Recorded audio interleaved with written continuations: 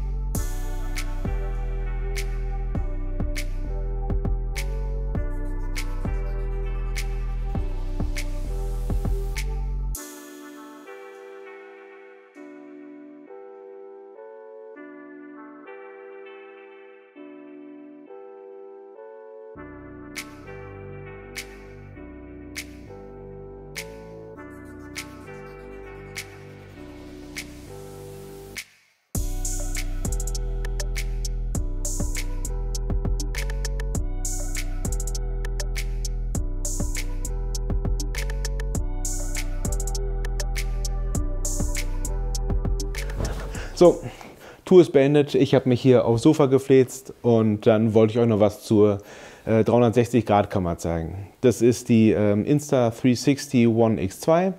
Ist eine 360-Grad-Kamera. Die meisten werden es kennen. Falls nicht, kann ich es noch mal kurz erklären. Es ist eine Kamera, die nimmt praktisch alles um sie herum auf. Und wie macht sie das? Sie hat nämlich zwei Kameras und diese hier filmt praktisch 180 Grad in die Richtung, nimmt da alles auf, wobei man sagen muss, es ist eigentlich mehr als 180 Grad, denn sie ragt ja deutlich aus dem Kameragehäuse raus und ist so in der Lage, nicht nur das noch einzufangen, sondern sogar mehr oben und unten, und so sind es eigentlich über 180 Grad. Und das gleiche macht die Kamera auf der anderen Seite auch, und dann ist die Software so schlau, dass sie aus diesen beiden Bildern ein globales Bild macht, ein kugelförmiges Bild, was ich mir dann praktisch von innen angucken kann. Und das Coole ist, dass die Software sogar so schlau ist, dass sie den Selfie-Stick eliminiert und man ihn nicht sieht. Als nächstes zeige ich euch die Kamera mal von nahem, denn sie hat ja nicht nur die beiden Kameras, sondern auch ein Display, und da kann man ein paar Einstellungen vornehmen. Auf dieser Seite haben wir eine Kamera, das runde Display und den Record-Button, also Start und Ende der Aufnahme. Auf der anderen Seite ist nur die Kamera und der Schriftzug und hier die Leuchtdiode. Dann haben wir auf der rechten Seite weitere Mikrofone und den An- und Ausknopf. Auf der anderen Seite das Batteriefach, einen relativ großen Akku, und hier ist die SD-Karte, Micro-SD-Karte. Und hier haben wir dann den USB-C-Anschluss für Strom oder das externe Mikrofon. Dann machen wir die Kamera an.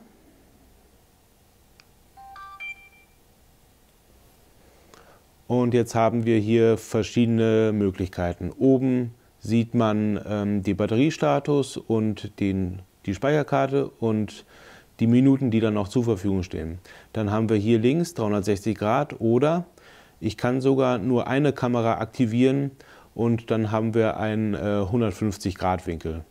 Da kann ich jetzt entweder, da ist jetzt diese hintere aktiviert, oder ich kann sie auch wechseln. Und jetzt dürfte, genau, jetzt sehen wir uns. Schnell weg. Das geht also auch. Wir wechseln wieder zurück zur 360 Grad Ansicht. Das ist ja das, was die Kamera ausmacht.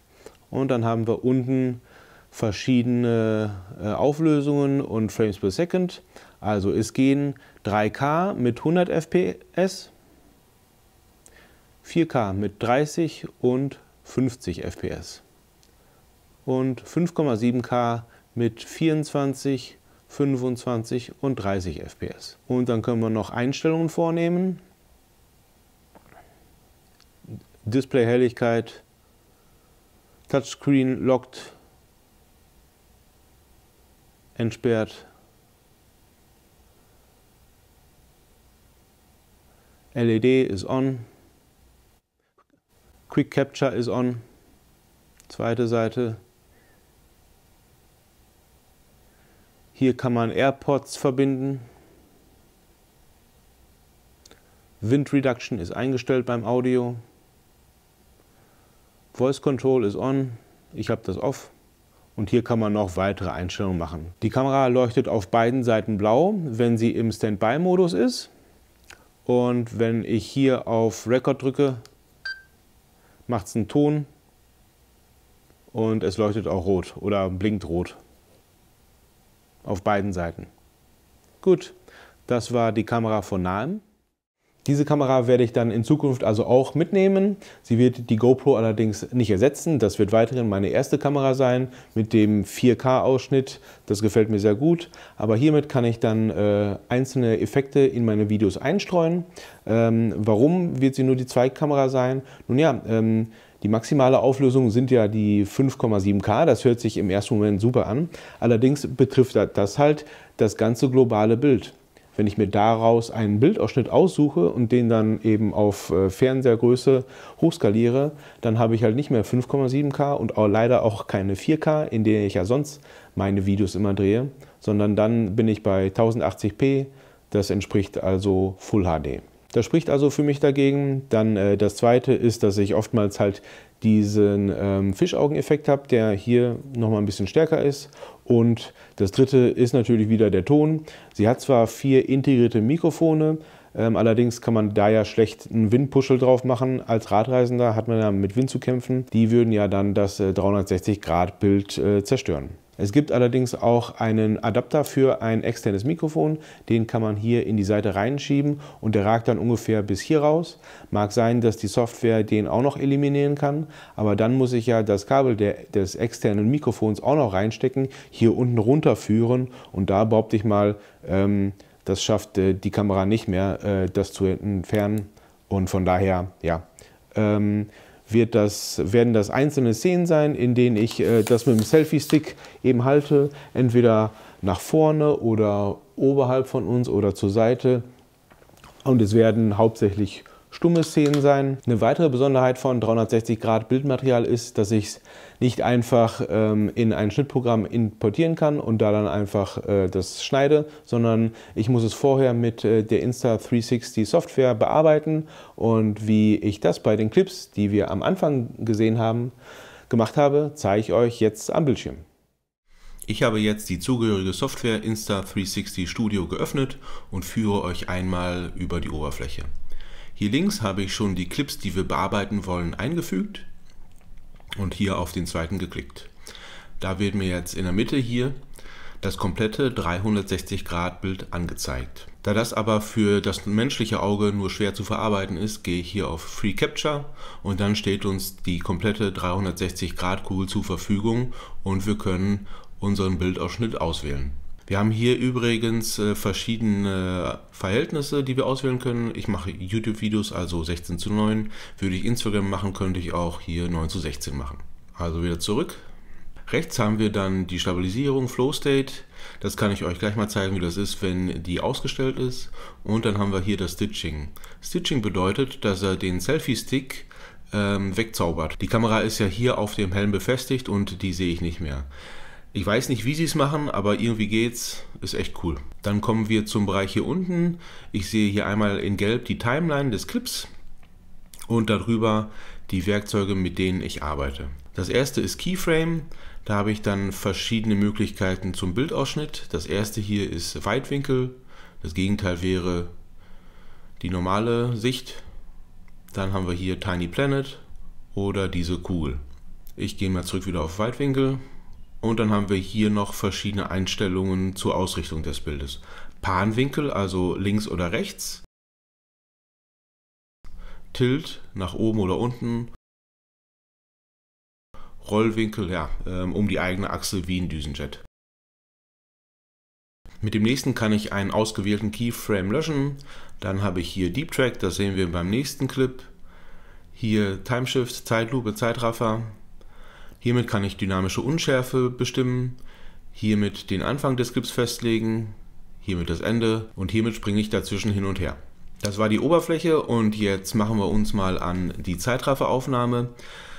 Wir schauen uns die nochmal an und ich finde, das ist echt ein cooler Effekt. Die Ausrichtung ist immer gleich. Ich zeige immer nach vorne. Ist egal, ob ich mal nach links oder rechts geguckt habe. Das kann die Kamera alles ausgleichen und ich kann mir sehr gut vorstellen, dass ich das bei Berg- oder Talfahrten mal mache, weil da braucht man ja die Hände am Lenker und hat keine Zeit noch die Kamera zu halten und dann kann ich die einfach auf den Helm montieren und so dann alles einfangen.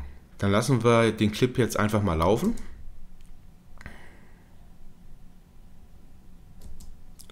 So, ich möchte, dass der Clip hier beginnt, setze hier den Startpunkt, setze ein Keyframe und jetzt achte ich darauf, dass der Bildausschnitt immer so ist, dass meine Hände unten gerade noch zu sehen sind. So, okay.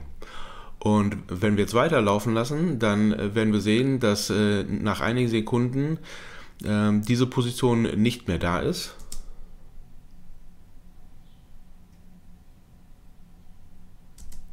So ungefähr. Jetzt stimmt die Ausrichtung schon nicht mehr und jetzt kann ich wieder ein Keyframe setzen und darüber die Ausrichtung wieder korrigieren. So. Jetzt ist der Keyframe gesetzt. Das Coole ist, dass er jetzt nicht nur den Bildausschnitt für diesen Punkt und für diesen Punkt hier festgelegt hat, sondern dazwischen macht er auch linear eine Anpassung, um von A nach B zu kommen und dann dürfte die Ausrichtung einigermaßen für das ganze Bild passen. Wir gucken uns das mal an. Ja, hier fahre ich eine Kurve, aber dann wird es gleich wieder passen. Ja, und das ist jetzt Fleißarbeit. Das habe ich dann 7 Minuten lang gemacht, um die Ausrichtung anzupassen. Und jetzt mache ich das nochmal hier. Setze einen Keyframe, ziehe das Bild nochmal gerade. Genau. Und um das abzukürzen, setze ich jetzt hier schon den Endpunkt. Dann müssen wir noch den Zeitraffer machen. Das geht hier rüber. Und jetzt sage ich, okay, ab hier Zeitrafferaufnahme bitte. Ich klicke nochmal drauf. Aktuell ist doppelte Geschwindigkeit eingestellt. Ich mache mal 4-fache, dann ist es ein bisschen schneller. Und er verkürzt dann automatisch hier immer.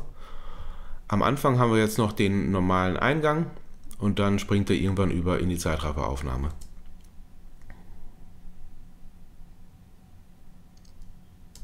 Ja. Was ich euch auch noch zeigen wollte, war die Stabilisierung. Die machen wir jetzt einmal raus und gucken uns an, wie das dann ist. Ja, das ist ruckelig. Wir gehen nochmal zurück und machen Flow State rein. Und dann ist es ganz smooth.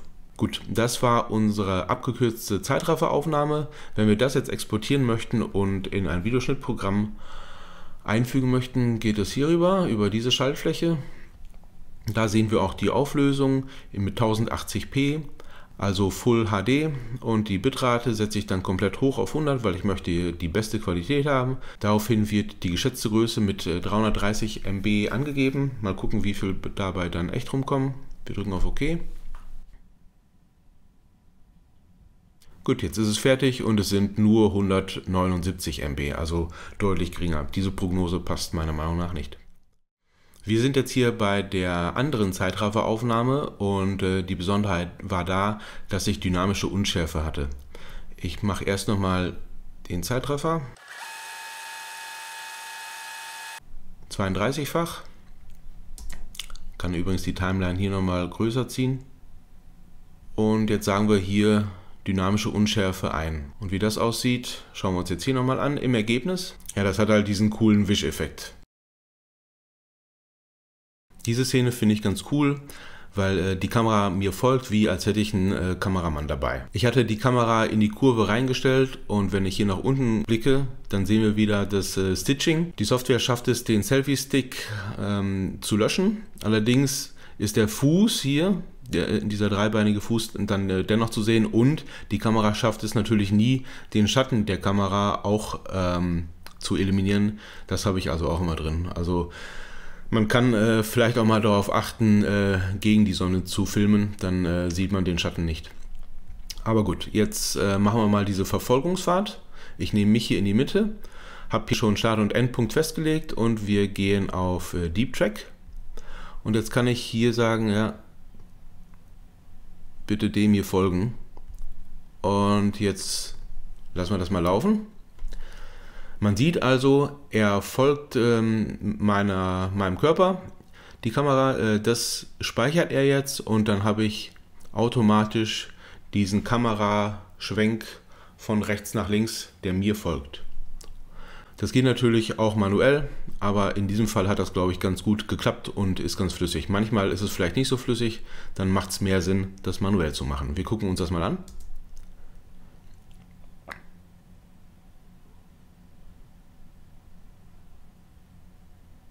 Ja, das finde ich auch ganz cool. In dieser Aufnahme halte ich den Selfie-Stick seitlich und versuche es halt nicht so offensichtlich zu machen. Also oftmals, wenn ich andere sehe mit einer 360-Grad-Kamera, dann halten die den Arm ganz gestreckt am Körper und gucken in die Kamera rein. Ja, dadurch wirkt es einfach nicht toll. Also eher subtil halten, nicht in die Kamera gucken. Und wie ich das gemacht habe, zeige ich euch dann hier. Ich habe jetzt den Anfang und Endpunkt wieder festgelegt. Ich setze einen Keyframe und sage, gut, zuerst möchte ich mehr nach hinten schauen. Dann lassen wir ein paar Sekunden laufen. 1, 2, 3. Okay. Bis hier soll der Bildausschnitt beibehalten werden. Wir lassen nochmal 2 Sekunden laufen oder 3. 1, 2, 3. Okay. Neuer Keyframe. Und jetzt sage ich, okay, hier soll die Ausrichtung nach vorne wechseln. Und jetzt wird er von hier nach hier einen automatischen Übergang machen, indem er nach vorne schwenkt. Das sehen wir jetzt hier einmal.